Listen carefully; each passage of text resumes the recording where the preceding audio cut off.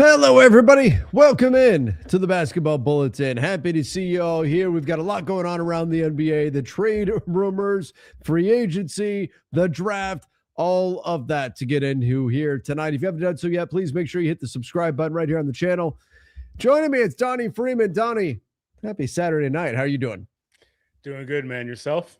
Doing good. Happy that we've got, I don't know about you, but there's something in the air. Like, I think the Giannis thing is really, like, actually this time we're on the cusp of something really happening. I don't know if it's going to be tonight, tomorrow. Like, I think it's really going to go down. We'll talk a little bit about that. We got a lot more to get into too. We actually had an official, like, a deal agreed to.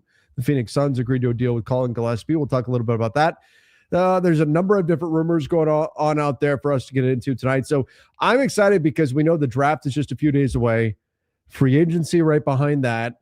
And all these rumors are either going to turn into reality or not very, very quickly. Yeah, they're going to evaporate into smoke once we start seeing some of this stuff coming through. Some might. Some of the it's going to be something completely out of left field. It's like, wait, nobody knew this was going to happen. Giannis to Sacramento? What? Right? Like, yeah, it's going to be Giannis to Sacramento in an 8-team trade that sends Ja Morant to the Clippers. wait, what's happening here? That's one of the things I love about this league is just you never know what's going to happen. You never know the way things are ultimately going to go. The one thing that actually did get agreed to, by the way, again, teams right now can negotiate with their own free agents. Colin Gillespie back to the Phoenix Suns. Now, the language that Shams used, intends to sign, very, very familiar, very similar to what we see on draft night when they're spoiling draft picks. You know, with the number one pick, the Wizards intend to select AJ Debonsa, and the Utah Jazz are laser focused on Darren Peterson for number 2 or whatever, basically saying the Jazz are taking Darren Peterson number 2 or whatever. But nonetheless, this tells you a 4-year, $48 million deal. That's going to start at just over $10 million. I think that's a really good deal for the Phoenix Suns. Yeah. I'm surprised he didn't just wait to get into free. He must have heard that he wasn't getting a better deal in free agency, but that surprises me because I would have thought somebody with the full MLE would have at least given him a larger portion of it than what he wound up getting. Yeah, I wonder if it's not just because this is his first real contract. He's been getting the 2 ways and stuff like that, and he just kind of bounced at it. Or maybe he wants to stay in Phoenix, or maybe there's some loyalty to the organization. Like, there could be any number of different things, but I do think he could have probably potentially got more money out there. You know, yeah. He was very good for them this season. In fact, they had several players like him that performed very well for them, and I thought they overachieved, frankly. But yeah, kudos to him. I thought he's a hell of a player, man. So that's a good contract. And I think that's going to age very well. And he's going to be on one of the better contracts in the NBA now. Good shooter, feisty defensively, competes in that end of the floor. Sometimes the lateral quickness gets to him a little bit, but good player. He might like the Phoenix weather. Man, nobody likes the Phoenix weather right now. in right December, now. Sure. Yeah. Right. Not right now. Right now. Nobody likes the Phoenix weather. All right. Let's go to this super chat question. We will, of course, address the super chats that come in. Some of the other questions, comments. Fire Mitch Johnson ASAP. Not a fan of Mitch Johnson. I love the avatar there. The Mitch Johnson dog. Can the Bulls or Nets still get Watson for Denver? Sure. I mean, both teams have cap space. Both teams could throw a max at Peyton Watson if they wanted to. I don't think they should or that they would, but sure. Yeah. I mean, they could still. Denver's job is to shed salary between now and free agency so that they can tell everybody, oh, no, we have the ability to match any offer and we will and still not go above the second apron. So Denver's got to shed salary between now and then, whether that's Cam Johnson, whether that's Christian Brown, Aaron Gordon, Jamal Murray, I guess. I mean, whatever, as long as they shed salary. But if they don't, that's when maybe you could see a team test Denver and say, hey, you guys right now, you're only 2.5 million below that second apron. If you match on Peyton Watson, you're a second apron team. We don't think you're going to want to do that. So we're going to test you with it. Either the Nets or the Bulls could certainly do that. Yeah, I think there's a number of teams that could try to maybe get to a point where they could snag one of the guys from Denver, or maybe see if Denver is willing to offer him a contract. But these two, I do think, absolutely are big players. If they really wanted to, they could offer him whatever the hell they want if they really feel comfortable about Watson. But I think Denver's whole objective, like you said, will be to create the room to where they don't feel threatened about other things and feel comfortable with being able to retain him going forward. So I don't really expect him, or honestly most of the RFAs, to leave, because that's just how that system is designed anyway. But I think he'd be a really good fit on either of those teams, but particularly the Bulls. I think they need to get more wings and bigs. They've still got so many guards and shooting guards and stuff like that. So, all right, let's go to this one here. Said, when is the Summer League schedule announced? Are the Lakers playing Saturday, July 11th? We don't know. I was just talking to editor extraordinaire Daniel Starkand about that. The schedule tends to come out sometimes right before, but usually right after the NBA draft for Summer League. We know the dates. It's going to start July 9th and it runs through July 19th. But as far as the dates specific teams are playing, we don't know yet, because the NBA doesn't set that. Just in case, like if they set the big marquee matchup, AJ DeBonsa against Darren Peterson or something, and it's the Wizards against the Jazz night one, and then whoops, on draft night, the Wizards trade the number one pick and they don't have that anymore. That's not the situation that they want to deal with. So they tend to set the actual schedule after the NBA draft, which I know is kind of last minute, given that we're just a few weeks away from Summer League, but that's the way they tend to do it. And that's why they, just in case there's draft night trades and things, they try to highlight some marquee matchups, and they want to make sure that the players they think are going to those places do wind up going there. So unfortunately, we know the dates of Summer League right now, but we don't know when any particular team is playing. Thoughts on the Isaiah Stewart rumors, him and Dort? I'm assuming that means to the Lakers, the Isaiah Stewart stuff. Donnie, could Isaiah Stewart and LeBron coexist? Would that work? I mean, he coexisted with other guys he's had beef with, like Rondo and Stevenson and some other guys. It could happen, Anything's possible. Does Isaiah Stewart as a big, does he make sense as a like I don't see, we got word that that Dave McMenamin piece that Luka wants a tier 1 starter at the center spot. Obviously you're not checking that box with Isaiah Stewart, but do you like him as at least maybe a backup? Yeah, he could be a feasible backup. I was also going to say, is this in a scenario where LeBron is on the team or not? I guess you'd have to consider that too. That's interesting. Anyway, yeah, he could be a serviceable backup. I think he could play pretty well with Luka. He could be a nice high motor guy if the three ball comes back for him, like it was shown a couple of years ago. It's been kind of downward since then. He can be a lob threat out there too. He plays in transition. He could be a good big, but I mean, I wonder how much thought we really have to put into like the tier 1, wording on that, because when I hear like tier 1 or A-list center or something like that. That's right. It was A-list that he said. I think of like a star center, which they're just not going to get. Right. But maybe because also when you go back to when they first acquired Luka, it was like Mark Williams is an option. We like him a lot. In fact, we were really comfortable with trading for him. Well, he's not a A-list center either. So I really do wonder about how much room there is in that, right? I don't know if we have to take that so literally. Maybe there's some wiggle room, because maybe it's more about if the player fits good. Like if they had the opportunity to acquire Daniel Gafford, who's not that either, I think he'd love him, right? And that would fit great. So that's the problem. It's like the Daniel Gaffords, that obviously doesn't check the box of being a tier 1 guy, but yet that's one of the things that would still make some sense. but Yeah. is that not good enough because he's not a tier 1 guy? Yeah, I don't think they have any chance of getting an actual A-list center because who are the A-list centers? Like Jokic? I mean, even by the purest definition, like even if we're talking Walker Kessler, who's like one of the hot names out there, he's not A-list. Yeah, Jokic, Yeah. Wemby. Yeah. There's not right, there's not a like, lot of those guys, but they're not on the market, so right. You're not getting those maybe guys. a A-list fit is what they Yeah, meant, like a A-list fit. maybe that's it. Yeah. Maybe that's But I'd it. like to with him, and we didn't talk much about Doherty. I think if you were to add both those guys, you'd add an element of physicality, toughness, especially if you retain Marcus Smart on this team too. That could be kind of interesting. Nobody's gonna Smart Stewart and Dort. You know what? I mentioned this over on Lakers Nation. My fear with Lou Dort is that he would lose the Thunder's protective bubble. You know what I mean? Like he's already a high foul rate guy. Like how many fouls does that dude pick up if he's wearing a Lakers jersey instead of a Thunder jersey? You're right. Yeah.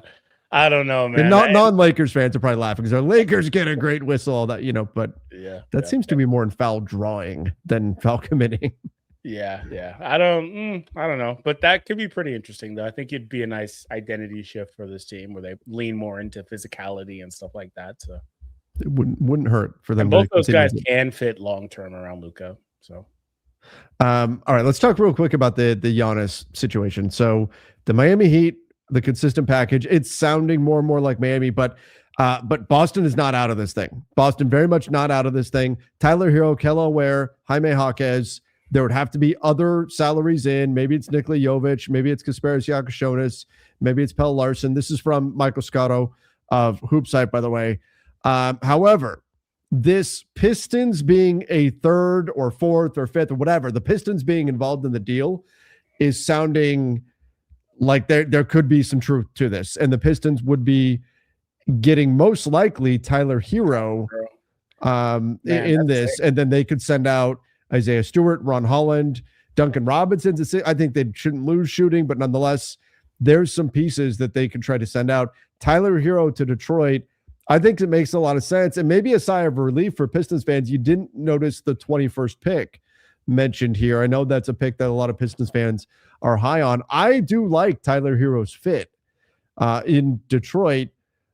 Could you find better? Maybe, but at least he's only a 1-year deal. It's not like it's a super long-term deal at $33 million for Tyler Hero. And I think his skill set is something the Pistons could really use.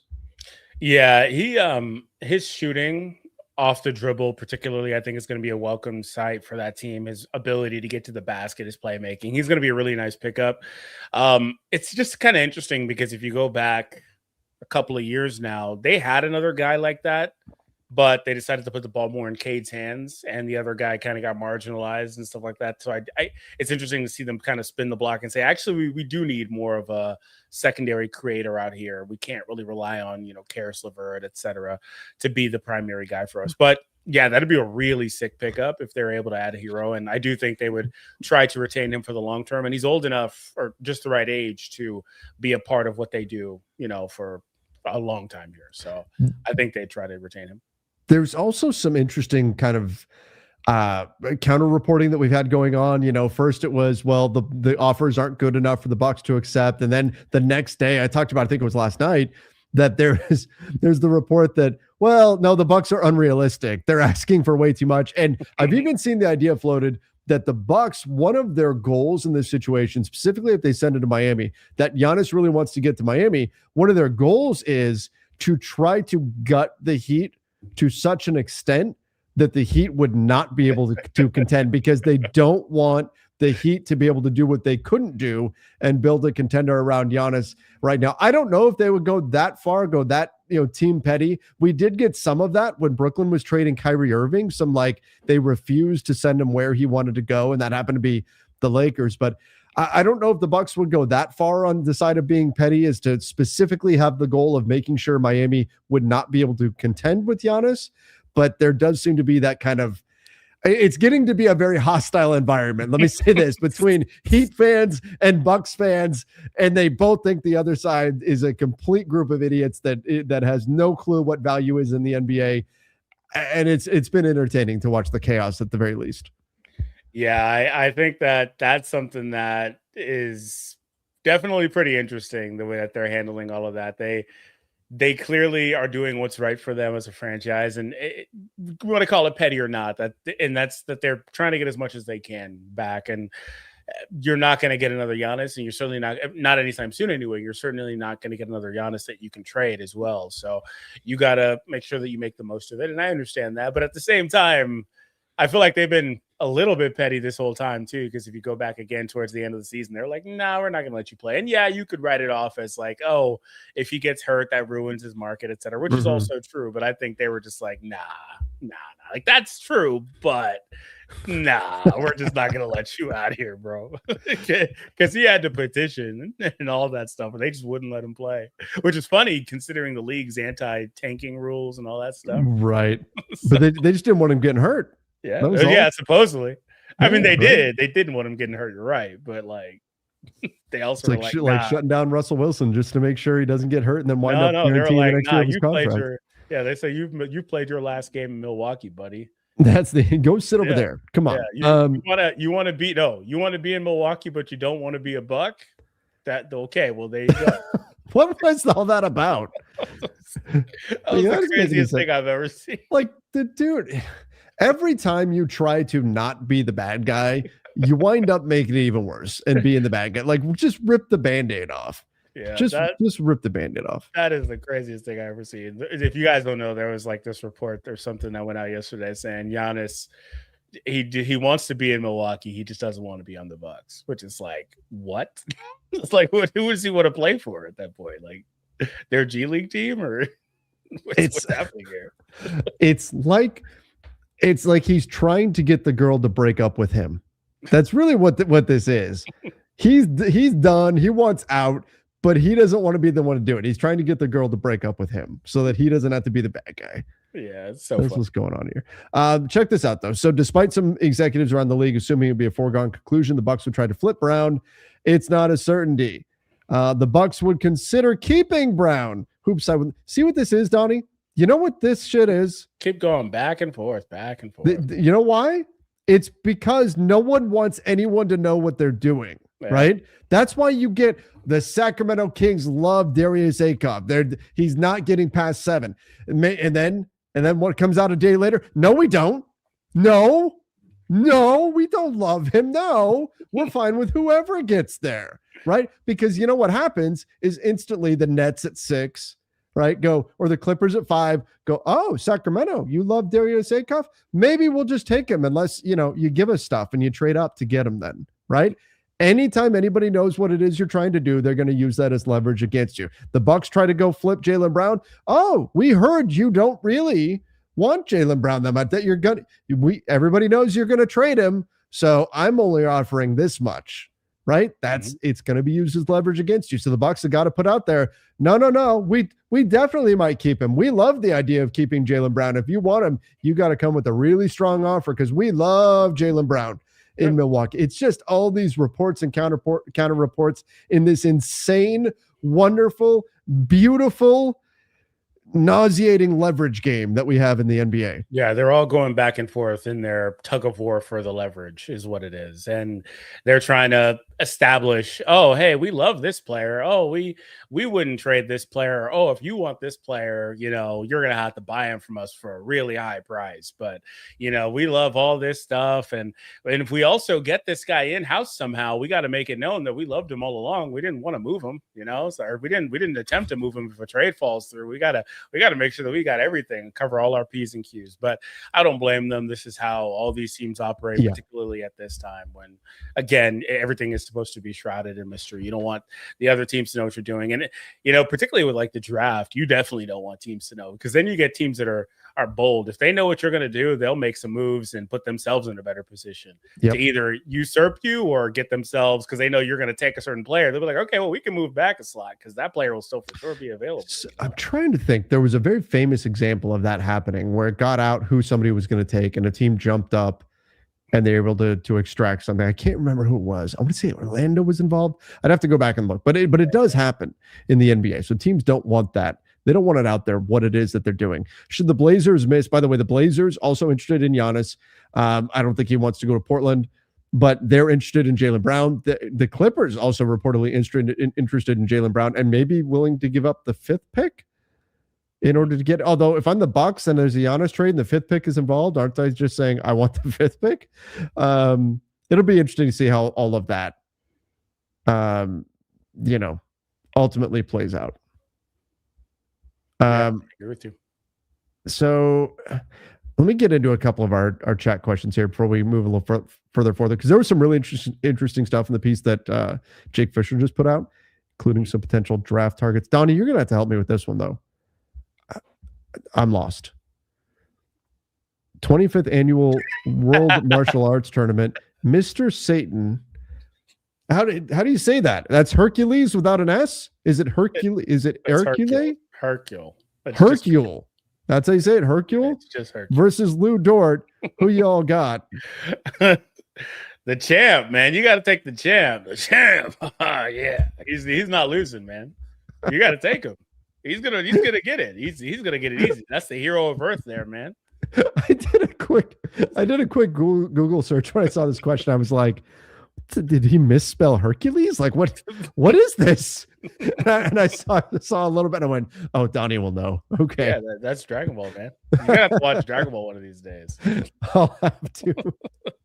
No, I got Mr. Satan, man. Because I mean, technically Dort probably got him, but maybe not actually, but otherwise he's the champ, man. Like he's got abilities. He'll take it home. So devilish abilities? No, that's a pun. His name's a pun, but yeah. Oh, okay. Yeah, the series is kind of funny. The characters' names are like after rice and things like that, but it's a Japanese series, so yeah, makes sense. In that it doesn't, but yeah. Let's talk about the draft here. The Mavs potentially moving the 10th pick. The New Orleans Pelicans, no, they have 9. The New Orleans Pelicans, well known the desire to acquire a top 10 pick, could be a team interested in that selection. Currently holding number 16, following the Grizzlies' top tier pick at number 3 is indeed important. Or the Grizzlies are at 16 right now, and they also have the 3rd pick. They may want to try to move up to get a 2nd lottery pick. So that Mavs pick seems to be aside from the Clippers pick, the Mavs pick seems to be maybe the earliest like real pick that's available. Most of the teams that are in the top 10 have no interest in moving their pick. And basically it's breaking down like this. The top 4, it's no way in hell unless like 4 is moving up to 3 or something. And even then, I don't think you're going to see a lot of that stuff. 5 through 10, most of those teams seem to be saying, we're not going to move up because everybody's about the same in terms of overall quality. So if you're at 10, you're going to get a guy who's probably just as good as the guy you might get at 5. Now, obviously, teams can have their preferences in there, but there's just not a whole lot of separation between those guys. So you're probably not going to see somebody move up. What you could see, though, is somebody who's outside the top 10 move into the top 10. And that's where you get the Mavs potentially trading their pick. Fisher did mention that Memphis traded up from 16 to 11 to get Cedric Howard, and that worked out great for them. He's a really, really good young player. Fits the Grizzlies very, very nicely. Cornerstone. I love him. Yeah. Awesome. He is absolutely fantastic. So that's going to be something to keep an eye on. Keep an eye on that Mavs pick. They don't have control of their future picks. So the Mavs have that extra incentive to win right now. Maybe, I guess, is it even more so because the team, if you wind up middle of the pack, which is kind of where you would project the Mavs to be, you're actually more likely to surrender a higher value pick by being middle of the pack than being anything else. Yeah, I'd be so scared about trading picks.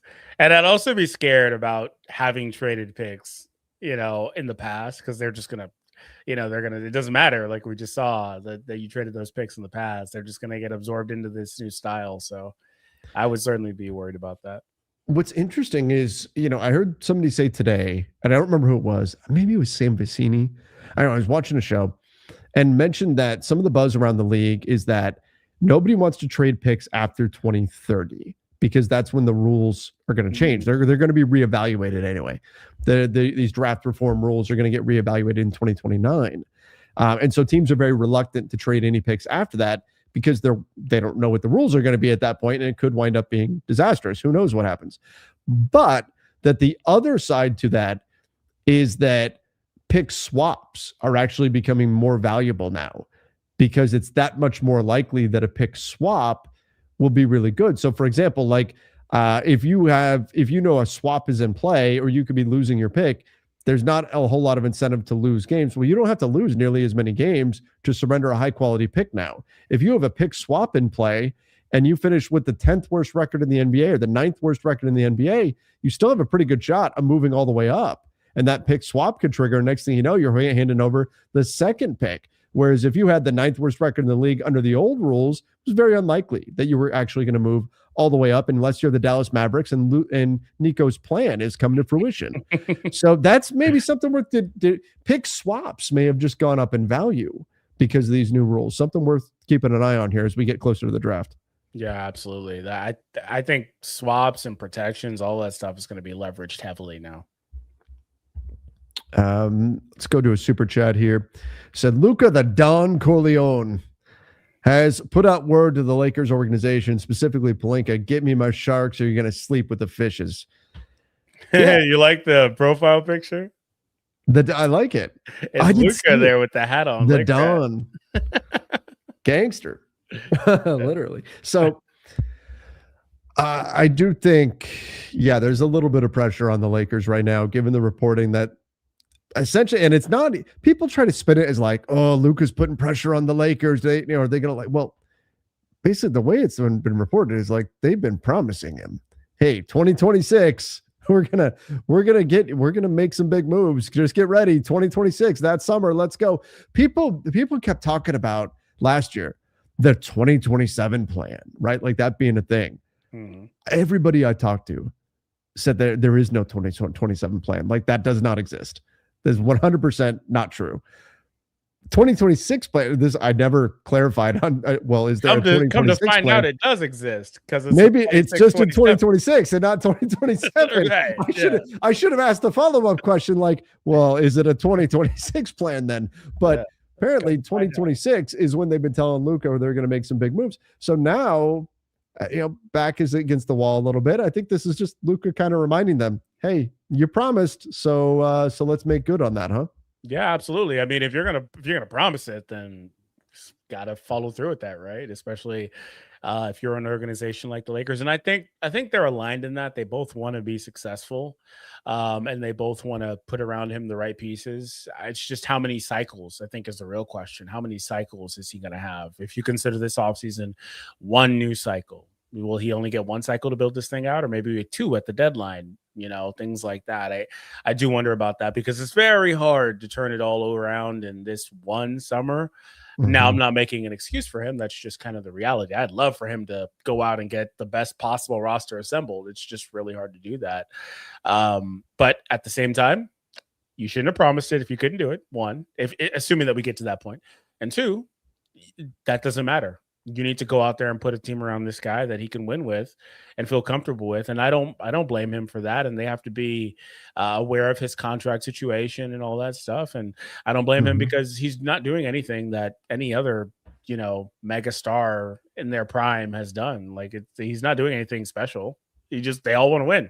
So they need you to build a roster so they can win. So the only part I don't like is making it public. That actually negatively impacts the team's ability to do it, because then you're going to get like I'm sure there was a GM that screenshotted that, sent it to Rob Pelinka and like said LOL or something like that, like that's not ideal. We talked all about leverage earlier. That's not going to help the team's leverage situation. If teams are able to go, well, Luka's putting pressure on you to go get this done. We know you got to do something. So, but teams already kind of knew that, so I don't think it's saying anything that wasn't already known. Yeah, like ship his ass out. Just make it public. Ship his ass out. Not Luka. I'm doing the Kobe thing. The Kobe with Andrew Bynum. Yeah, that was to trade him for Jason Kidd. Yeah, you say, ship his ass out. And then Bynum had a good year. Yeah, he did. Do you know Andrew Bynum's like 36 years old or something? I was actually looking at Tyler Hero like, God damn, it feels like he's been around for forever. He's only 26, dude. How are these guys like? Oh, sorry. Andrew Bynum is 38 now. Older than I thought. Big difference. Big difference. If you're LA, Would you trade all 3 picks and a do if you were able to get Ware, Stewart, and Holland? Oh, I'm a no. no. I was like, wait, no. I would do a first for Ware. I would do that. And a lot of that is just an upside play. Stewart and Holland, like Holland shot the hell out of the ball in Summer League last year. And everybody went, ooh, Ron Holland can shoot now. And then it didn't translate into the regular season. So I still like him as a player, and Stewart is fine, but I just don't like individually. I would give a first for Ware. Would I give a first for Stewart and Holland? No. Probably not. Certainly not all 3 combined, and knowing the context of then you can't do anything else. So I'm a no on this. And then you're forgetting Adu is in there too. Yeah, plus Adu. Yeah, that's even without including Adu Thero, and I like Adu Thero. He's insanely athletic. I don't know if he'll pan out or not. We'll see. I mean, he's got a long way to go, healthy. But yeah, he's got to stay healthy. If Vando and Gabe Vincent had a baby, I'll tell you what, top tier cardio right there. I don't know if that baby would be able to make a shot, but he'd be running all day. Oh my God.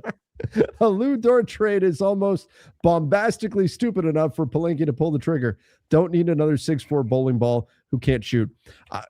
What do you think about Lou Dort in terms of his potential fit? Because what's interesting is people lean into this. I saw some comments on Lakers Nation just a little bit ago saying, isn't Jared Vanderbilt the exact same guy? Lou Dort has been categorized as this horrific shooter. There's a big difference between Lou Dort as a shooter and Jared Vanderbilt as a shooter. Like a galaxy difference. Yeah. Like genuinely. And I don't know. Like I wouldn't. Lou is a guy that he's just streaky enough where I can respect it a little bit. But unlike Vando, at least he takes the shot, even though Vando was trying to take it this year. But I don't know. It just depends on the number for him. I think he's the better player, and he can effectively do the job as well. So I don't know. Like I was talking nice about the culture fit earlier. Mm-hmm. But when we talked about him previously, I wouldn't be opposed to not trying to acquire him on this team. But if they were to say they got him and he was able to play off Luka, shoot nothing but wide open shots all the time, and hit 38% of those, which is Vando's not hitting 38% of those. No, I'll take that. And I'm not even saying 38% on the season, just on the wide open threes. You could shoot 33 on the season, but 38 on the wide open ones, I'll take it. So, yeah, he shot 39% from 3 against the Lakers in the playoffs, 36% from 3 against the Suns. He shot something like 20 some odd percent against the Spurs, and that was lost him minutes. 34% in the regular season, shot 40% the season before that from deep. But again, he's not a high volume guy. He doesn't take a ton. 5.4 per game. He takes a decent volume. It's just he's got this reputation as being this non-shooter, and I don't think he's that. For some reason, I tend to appreciate high arc jump shots. Maybe it's just a lifetime of watching Derek Whitson shoot, but I don't enjoy watching Lou Dort shoot. Maybe that's an aesthetics thing. Maybe. You sound like a hater. Right? If I'm being honest, I don't particularly enjoy watching him play basketball, if I'm being honest. But since we're airing it out, play basketball. Since we're airing it all out there, I mean, damn, okay. Like, maybe that's just, maybe you just like the high-arcing shot though. But I think he could be decent. I think he'd be decent. And I think for them, they need more just quality rotation pieces anyway. Yeah. So I wouldn't be opposed to adding one to the team, especially if you don't have to give up much. But if it means you have to give up Rui, then I'd be like, He's a guy who is a high motor player, which is something that I think has to be a priority for the team to add. It's high motor players. And so he fits in that way. I just don't want to see the Lakers bail out the Thunder and give them something to do it. You know what I mean? And I've talked about this. But here, let me float something here, though. Let me give you just a little concept here. So the Lakers, if they act as a below the cap team, they absorb Lou Dort's salary, That clears a bunch of money up for the Thunder, really sets them well upon the way to avoid the second apron. So there's a benefit to that. Not only that, but you clear a roster spot. And right now they've got 2 picks in the draft and don't even really have spots for them. So let me throw a little idea at you though, Donnie. I do think that the Lakers should get something for doing that. And Lou Dort, you could look at and say, well, the Thunder would like to get some kind of return. I think if the Thunder were to offer Lou Dort to the Nets or to the Bulls, the other 2 teams with cap space, the Nets and the Bulls would say, what are you giving us for taking him? Because the Nets and the Bulls getting Lou Dort doesn't help them. Jordy Fernandez coached him with Canada, but I don't know, like, are they going to give up value to get Lou Dort? No. The Lakers, you could say they actually need him, but at least they could say, well, nobody else is going to give up value for Lou Dort. At least it's not likely. At least not anybody that can just absorb him, take him off your books. So let me ask you this. Lou Dort into the Lakers cap space, and the Lakers give up the 25th pick in the draft, but they get back the 17th.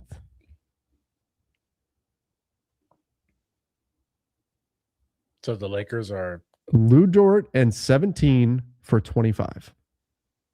Just to get off Lou Dort. Just to get off Lou Dort. So they drop back. It's not a ton. You drop back, 8 spots. The Lakers move up a little bit in the draft, and they get a defensive player. And I feel more confident that at 17, some of the guys I have my eye on for the Lakers are going to be there than at 25. Yeah, I love that for the Lakers. That's funny. That's exactly what he commented. That's what's been in my head, doing something like that. Yeah. And that's not a ton of value. But, like, can the Thunder not get a better deal than that? Or are they that desperate? Or because, like, they're not really getting anything back in this except for the salary cap. No. Yeah, they're dumping the salary. I'm talking about a world where, yeah, the Thunder would basically have to say nobody is, well, not many teams can just take Lou Dort. The Celtics could. They have a trade exception. They could just take him, and maybe they do. Yeah. And that's the way this goes. If you're the Thunder, you're just absorb him. Maybe a team is actually genuinely interested in Lou Dort, or maybe but if they're trying to clear salary, maybe they ship out a cheaper player and absorb him into the rest of what they have available. Can they put him into their MLE slot and send out some salary to match? The player would have to fit into, because it operates as a trade exception. Yeah. Okay. Well, yeah. Well, I mean, I like it a lot for the Lakers. Don't get me wrong. I don't. I think the Thunder would have to get to a point where they're just like, okay, fine, damn it. Right. They would do a lot of checking first and find out, will anybody else take him? Is there anything else we can do before they would give up the value of the pick? But the other minor advantage is the 25th pick makes less money than the 17th pick does. So that even furthers the Thunder's cause a little bit. But again, we talked about it a couple of days ago. I do think that for them, it's probably the right decision also just to get off Dort as well if they can. Maybe get another big or somebody that fits into what they're doing ideally. But obviously they need to retain their guys like Hartenstein. But most importantly, they've got to find minutes for Cason Wallace. He wants a bigger role, and I think they'll try to get him one. He was awesome, particularly in that last game. Like, I think they'll try to get that for him, and they've still got to play. There are 5 other guards too. Like, so it's just not enough really to go around unless you're going to consistently slot Dort as your power forward or something. It's just kind of hard. So I think they probably are better off clearing the logjam there. Agreed. And again, I don't think. I think the Thunder would check with a lot of other teams first, and maybe the Celtics would just say, we'll just absorb him straight up. He'd be a hell of a player in Boston because they wouldn't even really need him. For sure. They wouldn't even need him? They wouldn't even really need him. They would just take him and use him if needed. Imagine. There's like, oh, you could come off our bench and play 10 minutes a night, Dort. He'd be a good fit. He'd be a good fit for them there. Okay, let's get into some more of the news here. Some draft stuff. The Mavs are trying to move up from number 30. So that's another thing to watch in the draft right now is there is a general consensus that like right around the 26th pick, 27th pick, somewhere right in there, there's a big talent drop off. And so these teams that have like 28, 29, 30 are going to scramble to try to get out of those spots and move up if they can. The Mavs are trying to move up from the 30th pick and see if they can. We'll see if they can get there. But Atlanta at number 8, Golden State number 11, OKC at number 12, Charlotte at 14, Chicago at 15 has shown interest in bolstering their front court. Um, that pick was the best asset they got in the trade for Anthony Davis. Yeesh. That's not good. But that's fueling the belief that Ade Mara, Morris Johnson, Steinbach could be off the board the top half of the first round. So we've got plenty of opportunity for movement here, and it does seem like we're starting to zero in on what teams are really going to target here in this draft, and that could actually push some guards back further. So there's some teams looking to maneuver. Whether or not they'll be able to. Do we have anything on Orlando? Orlando, all we're hearing is that they want to basically run it back, and then before they make changes, because they want to see what Sean Sweeney can do with their group. They made a big change, and that was their head coach, and he's a very defensive-minded coach.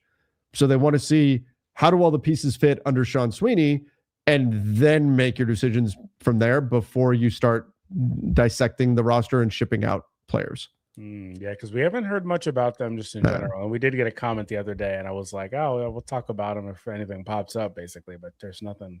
Because, we try to cover everybody, but some teams there's less and some teams there's more about. So there's a growing expectation the Hornets will come away with a center at number 18 if they don't use number 14 on a big man. So that's interesting. There could be a number of guys there. Mara won't be there at 14. Mara probably won't. He won't be there at 14. But Morez Johnson, you got, Jaden Quaintance. You've got a number of players. Terrace Reed. You've got Henry Vasar. There's a bunch of guys. Senac. There's a bunch of guys who could wind up being there. Senac appears likely to be selected before the 76ers at 22. So that's interesting. Alan Graves as well. The Pistons have been connected to guards at number 21. And it looks like that could be the floor for Dalen Swain. I like Dalen Swain. Mm-hmm. He's interesting. Corey as well. There could be some interesting pickup. And this is where the Pistons could be the team that benefit if bigs start going in the teens, because some of the guards will get pushed back to those early 20s, and maybe the Pistons can scoop up somebody there. Yeah, that would be huge for them. And I do think it's interesting. Yeah, I do think it's interesting because we've been mostly this offseason hearing them linked to guards anyway. We're just talking about Tyler Hero. So They're definitely trying to add that element to this team. I will cry as a Lakers fan if Aiden opts in, Dylan said in the chat. I really think they're finding the way. What's interesting is I saw a report out there earlier today that Mark Williams could be getting more like right around mid-level money. And I just thought, man, if Mark Williams is getting like 15 million, what does that say about what Aiden's going to hear that and think, oh, I should get at least 15 million. Then maybe he opts out. I don't know. I just don't see it though. You don't opt out if you don't got that deal lined up already. You have to know. You can't do that. You have to know. So I don't see it personally. Maybe there's a team that's trying to be good that'll offer him 10 to 12 or something, and he goes there. But otherwise, I think he probably just picks that option. But it will absolutely be a last resort. Yeah. That may drag. So if he opted out and he said, yo, 2 years, 20 million, give me 10 million per year, Lakers, I'll come back. I'll even give you a team option on the second year. Would you do it? I hear a raise. That's a raise. I don't want a raise. I don't want to. As Aiden or as the Lakers? No, of course. Of course, Aiden wasn't. The Lakers, man. The funny thing is, it's not even like it's a lot of money relative to the salary cap and all that, but like I just can't do it. Yeah. I'm in agreement. Is that because we, like I said last time, is that the grass greener? We watched him so much, and it's like we hate this guy damn near. Get him out of here. I don't hate. I'm not DeAndre. No. I'm not DeAndre Hayden. Come on. No, obviously we don't literally hate him. I'm sure some people do, but do they just want him out of here because we've been there, done that, and don't want him anymore? Like, is that just what that is? Is he not? Is he worth that to another team? Probably. Could be. But is it out there? Is the real question. Is it out there? Is the real question. Is the starting job out there? Yeah, he may want that too. That's a question. All right. The next bit in this article has to do with who the Lakers are looking to pick. I got so excited when I saw that part. I'm going to get to it in just a minute. We'll be right back in 1 minute. We just got to pay a bill real quick. Going to pause for a moment to give a shout out to our sponsor, that is Prize Picks. Got a great deal right now. Play $5, get $50 instantly when you use the code HMA. The link is in the description down below. Super easy to play Prize Picks. All you got to do is pick more or less on some of your favorite players. And they've got all kinds of sports on there, not just basketball. You also have the NFL, MLB, NHL, and so on. Let's take a look at the NFL, the upcoming season here. I'm going to roll with Puka Nacua. I'm going to say more than 1,249 and a half receiving yards. He had over 1,700 last season, so I feel pretty good about that one. And then Ashton Genty, he had 975 rushing yards as a rookie last year. Right now coming in at 974 and a half rushing yards. I think he is going to get more than that and improve upon his rookie year numbers. If you guys want to get in on it, again, that code is HMA. The link is in the description down below. Play $5, get $50 instantly. And if you're going to play, please do so responsibly. Somebody said, Trevor, you hate DeAndre Ayton more than you hate Russell Westbrook. I don't hate anybody. There's enough hate to go around from Trevor, baby. That's right. I hate them all. Not from me, from Trevor. Just making that known. Do we have Russ Stan still around? I need them to come back. I'm sure there's someone. They're in a, I don't know, hiding in a cave somewhere. Oh, remember when you used to call the Golden State Warriors fans kids? Like they just got out of class. That's right. I used to talk about how they if the game was on too late, they wouldn't make it because they had homeroom in the morning. Oh my God. That's crazy. That was fun. Like you act like you're not a hater, but you're the biggest hater I know, actually. That's it. That's all in good fun. I'm being sarcastic. That's not legitimate. No, you're hating. Hatred there. The Lakers at number 25. Another team rivals are projecting will land on a big man. Depending on what happens with teams above them, they might be presented with the opportunity to draft big man Jaden Quaintance. Let's go. Oh, I saw that and I thought, yes, please. I know the injury risk and all of that, but God, it'd be perfect if he could stay healthy. Yeah, he'd be a really good fit, but like I am really scared of the injury stuff. Yeah. But he'd be a really good fit if he's healthy. If he's healthy. And that's the problem. He's Robert Williams right down to the injury.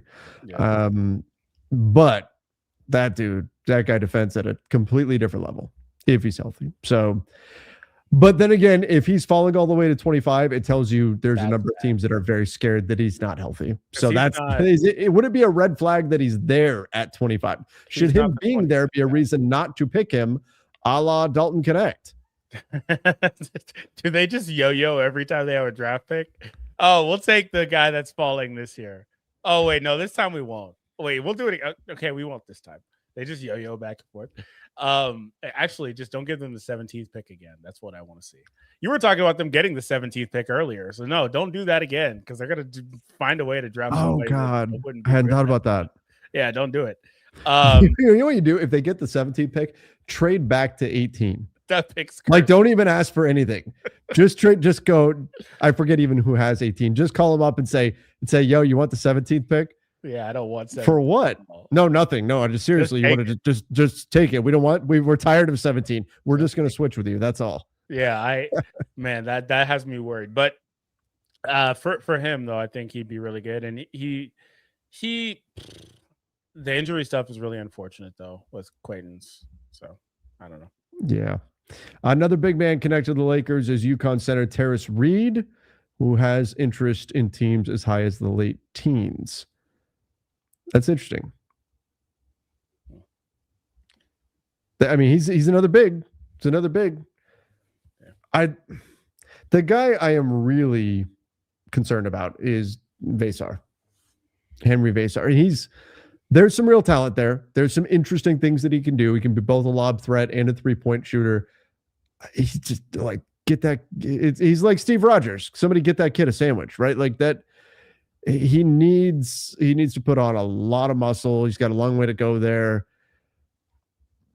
He could wind up being very good, but I think I like Zuby Ejiofor as an immediate. You can plug him in, and I know what I'm getting out of that dude, and I know the motor, I know the physicality, I know all of that, as opposed to is Vesar going to actually fill out and become a viable NBA big man. Yeah, it makes sense. Terrace Reed is interesting. He's a little bit undersized for the center spot, but very strong. And so he's, I think, somebody worth keeping an eye on. Also, the Lakers have been linked to all sorts. This is not, I'm not trying to recreate Lakers Nation. This is just what's next in the article.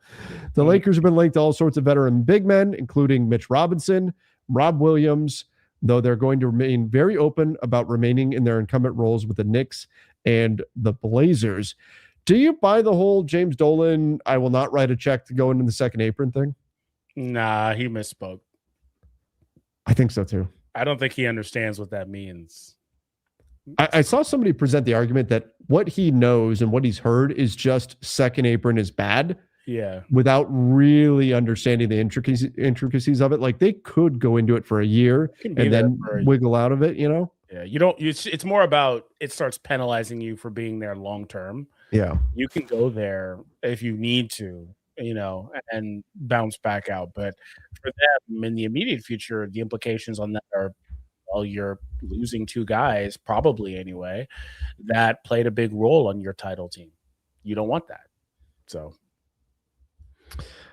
Yeah, I agree. I don't think they'll actually go through with that. Now, Rob Williams, both those guys make sense as targets. Neither guy is A-list center like Luka reportedly wants, but I think both guys could have their own fit there. And then the Lakers have called the Thunder about swingman Lou Dort.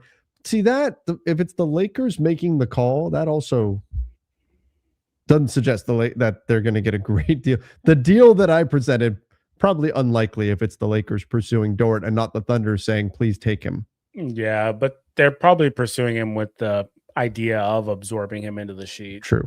So, yeah, we got the report from Ramona Shelburne the other day. The Lakers are very willing to facilitate a trade using their cap space. Yeah. Thunder may be open to trading Dort after picking up his $17.2 million option, making it easier to re-sign Isaiah Hartenstein. They have that team option on him, and they're going to look to lower their salaries. So the Thunder are going to do something, whether it's with the Lakers or not. They're going to do something to try to figure out this whole situation. It's a good problem to have. They've got too much talent on their roster, but nonetheless, it's something that they are going to have to try to figure out here. Yeah. We've been informed 10 times in the chat, but I don't know if you know his agent is Rich Paul. Yeah, you guys, we don't need to repeat the same thing over and over. But another one came through as I was saying it. I don't like. Is that a good thing or is that a bad? Like, I don't know why. I don't think it matters. I don't think it matters. It doesn't. I don't think it's what it used to be, where like, oh, the Lakers are going to go sign a bunch of clutch guys. I don't think that's the way they're operating now. I don't think it changes things at all. I don't think it makes it less likely that they go after him, but I don't think it makes it more likely either. And they've got already a couple other clutch. They got like 3 other clutch guys not named LeBron on the roster, don't they? Vando, Adu, Bronny. Those are all clutch guys. Mm-hmm. So like, I think with that is like, clutch is so big that like a lot of guys' agent's going to be Rich Paul. Right. It just kind of is what it is. Like you need to have a working relationship. So I don't know if you're saying it from the standpoint of, I don't want any clutch guys on my roster or what, like, or maybe that's a good thing. Maybe it was from the perspective of it being a good thing because they have a working relationship through all these years. Either way, they're going to need a working relationship with him now and into the future because he's going to have more agents that they're going to want on their roster. So, or more clients. More clients. Yeah. All right. Let's get into some of these super chats here. We close things out. New York has to run it back. Second apron for 1 year, right? Yeah, I think so. I think that's what they should do. They should not jettison talent simply because they're worried about the second apron. You just want a championship. If you're ever going to pay, now's the time. Now's the time. Got to do it. Trevor's agent is Rich Paul. That would be great. Actually, no, it wouldn't. I don't have an agent taking your money. Should I have an agent? I don't have an agent. But that's, oh man. You hire Rich Paul. I'll give him a percentage. I'll give him a call. Call him up. Say, hey, what do you think? He'd be like, who? What? What do you do again? What do you do? I mean, like I've been pretty nice to LeBron, I think. No, let Laker fans tell it. They'll say otherwise. You hate LeBron, all depends, man. But you hate all of the beholder thing. Yeah. Like, man, like every day I get Why do you glaze LeBron? And the same day from the same show, I'll get, you're just a LeBron hater. And the same thing with Luka, and same thing with Austin. I'm like, I don't care about any. I just care about the team. I just want the team to be good. No, that's such a fence sitter cop out. You know it. How is that? It's a cop out. In today's climate, you've got to be a player stan. Oh, player stand them. My God. I just can't do it. It's because you're a grandpa. That's what it is. I told you last time that you're a dying breed, man. If you're a team fan, I'm a team first guy. That's look. Because I still don't get, like, you just jump to another player. Like, oh no, my guy sucks now, or oh no, my guy's retired now. You just jump to another player and go, okay, now I'm a fan of this guy and this team and this fan base and all of this. I don't know. To me, it's more deeply ingrained, probably because my Lakers fandom is generational. Like, it was handed down. You know what I mean? Like, that's something that you don't just jump around like that. Yeah, I just can't do it. You just jump to another guy. Yeah. just go find someone else. Your guy's gone. Just go find another guy. This is becoming the Saturday night after dark show here very quickly, Donnie, with the way you're pushing this. Oh my God. Bottom line. Yeah. I said Trevor is so monogamous.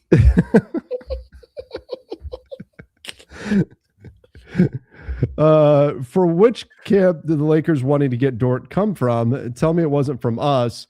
17.5 million is way too much cap space. And it's not like Dort is the level of player of, say, Io. I'll go back to wanting Rob said. I don't know that. I don't know that 17.5 million gets you, I would assume. Like, I think there's a good chance that the Wolves are going to go up to 20 to keep him. They should. They didn't acquire him to lose him. All right. Let's go here. My fellow proletarians, would you sign and trade for Kessler? This is Karl Marx. For Kessler, $38 per year and 3 seconds. For Vando, Jake, Dalton Connect, 3 firsts, or Dalton Connect and Jake at 3 firsts for Gafford and Christie. Kessler at $38 million per year, 3 seconds for Vando, Jake, Dalton Connect.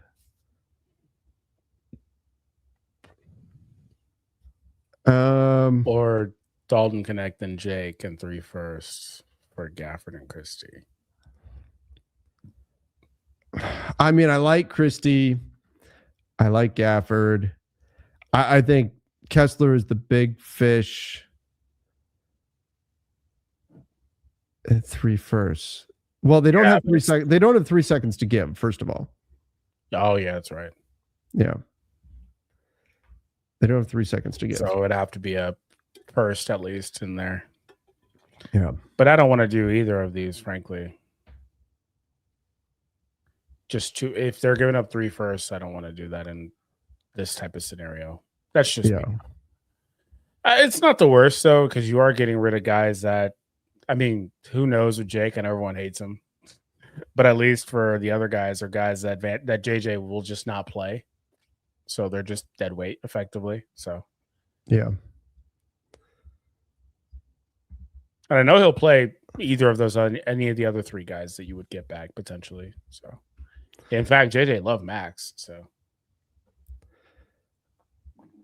all right, let's check this out. Lou Dort, Peyton Watson trade. Ayton opts into deal. We trade for a center.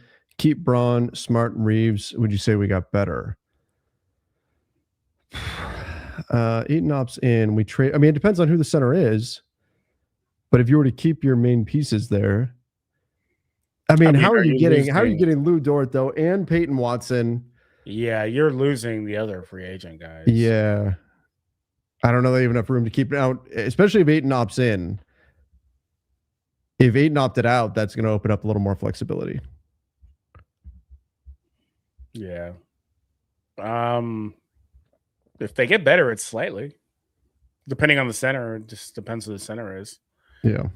But it looks like they may get slightly better because, again, they're losing probably is Marcus back on this roster? Is Rui back on this roster? Luke Kennard back on this roster? Those guys are kind of all in flux, right? So we got to give. Let's see. McMenamin article from a couple of days ago said Rui is the odd man out. Do you really think the front office would let go of Rui and then bring back Luke? Rui's gone. Who would replace him for a similar price, 15 to 20 million? Also play better for that number. You know, when I look at that, it's more is Luke coming in at 10 million bucks and Rui wants 20. I think if it were just between the two and both were exactly the same, I would say you're keeping Rui out of those two. You get a little bit more of off the bounce ability to read the offense, attack, find the right pass, getting into the paint with Kennard than with Rui. But otherwise, Rui's just a bigger, stronger, better job. Well, he can defend bigger, but Kennard does a nice job getting in the paint and hitting that pull-up 15-footer as well. But Rui's really good at that. Knocks down the three. If I had to pick between the two, I'm keeping Rui. It's more a conversation of, is Rui going to cost you maybe double what Kennard would? And then we talk about what else you could do with that extra salary if you're going down between the two. So I could see a scenario where Rui's the odd man out. I also think defensively, not that Kennard's a good defensive player, but Rui, LeBron, Luka, they all want to basically defend the same player out there on the floor. At least you ideally, if you're the Lakers, you ideally want them defending the same player. So I think that's a little bit of a challenge too. Yeah, I think that'd be something they've got to figure out. I wouldn't want for Rui to be the odd man out based on the way he performed in the playoffs. I'd really love to keep him. I know he has his ups and downs in the long regular season, but every time it's playoff time, he shows up. So I think that has to be worth something, and I'd love to keep him. But the reality is that depending on what you offer other players, whatever the moves you make, he may, like we were just talking about a second ago, he might wind up being the guy that is the odd man out. And he may find himself in a destination that could really use his shooting and skill set as well. So maybe they're able to offer him a better deal than we can when it comes down to it. I don't know, depending on the moves that we make. But I would love to be able to keep Rui, and he's been here for a few years, probably one of the top 5 longest tenured players on the roster. Yeah, definitely, probably so. And I like to just keep on establishing, but I'm greedy, man. I don't want to lose anybody. I want to just keep building. I don't want to lose anybody. So, especially one of our core rotation guys. But I do think there are some redundancies on defense between some of those players that have made it difficult to have them share the court. So, do you think I undervalue Rui? Undervalue? Chat says I undervalue Rui. No. It just depends on what the context is, I guess. Like, are we being realistic about Rui as a player? I think generally we are. I think it just depends on the context. Maybe they'd have to provide an example. Yeah. Lou Dort. Oh, we already did that one. With free agency about to begin, just want to thank you, Trev, for all the years of Lakers content. Keep his company through his countless days. And I would thank you. I really do appreciate that. Appreciate the kind words there. Zubats would be perfect. Thanks, Magic, for Mike Muscala. Yeah. That didn't work out so well. Even if DA says veteran minimum, he opts out by. If he said veteran, I'm not going to say no to a veteran minimum. That's what I was saying earlier, though, is like we're just at a point where we've seen enough, right? Like that's, yeah. So, because I think I can make a strong argument that is pretty defensible that he's worth $8 million. Yeah. But at the same, because it's not even like that's that much money. But at the same time, everyone is like praying he's not on that $8 million deal next year. So, like, I'm not really all that mad about $8 million. Yeah, I don't think it's a poor contract if he does pick it up. I think they're in good shape. I think if he picks up the $8.1 million, no problem. He's worth that. Maybe use him in a trade as an expiring, or if you get a different big, he's a pretty good backup at $8.1 million, and there you go. If he opts out, though, I just wouldn't want to give him a raise off of it. Now, if he opts out and says, "Hey, I don't want $8 million, give me $3 million a minimum," like, yeah. But okay, I mean, that's not realistic. But Keon here is going to the extreme. He said he's trying to give 2 for 20 or even 30 to Hayes. I also wouldn't do that. I also wouldn't do that. Yeah. I think Jackson deserves more than a minimum as well, though. I kind of look at him and think it's going to be their Laravia deal, like the 12 million, 6 per year. Yeah, that works. Something like that. If we can trade for wings and draft a center, I think a center can transition into an NBA role faster and easier than a wing or a guard. Yeah, I mean, you got to pick up. There's a lot of like the backline reads that you have to make with the center position, but I do think the rumors about the Lakers kind of focusing on bigs probably accurate, especially looking at where they're at in the draft. I don't even know if they'll keep the pick. They may wind up trading it. You never know. So we'll have to see what ultimately happens there. But I do think that that's an interesting thing to keep an eye on. If they were to add another big via the draft, do you lean more towards a big rather than a guard or a wing? I think at 25, you take whoever you think is going to be the best player, and you do take fit into account a little bit. But if you think there's a big gap between two players, take the best player. Yep, I agree. Trade Luka for Giannis and Miles Turner. And that's like $75 million. No, that's more than that in salary coming back. That's a lot. Okay, it's like $80 million almost. That? No. Well, I mean, I guess you could use your cap space, I suppose, but that's a lot of money coming back in. Would you do that? No. I don't even know that Miles Turner is positive value on his contract. He might be, depending on who you're talking to. It's an eye of the beholder thing for sure. Yeah. Well, I think Miles is kind of weird because I think he gets overrated. He's got a good, what's the word? Reputation. He's got a good reputation. He's kind of, I don't know. He's not all that, but he's decent. He's definitely decent. So yeah, I don't know that he's worth all that money though, personally either. All right, everybody. It's Saturday night. We did get some pretty good trade rumors out today. Of course, that's only going to continue to pick up. We've got the draft just a few days away. We've got free agency, all of that going on. Lots of stuff going on around the NBA. Make sure you guys hit the subscribe button right here on the channel. Appreciate all of you guys for being here. Thanks again, everybody. Until next time, see ya and stay safe.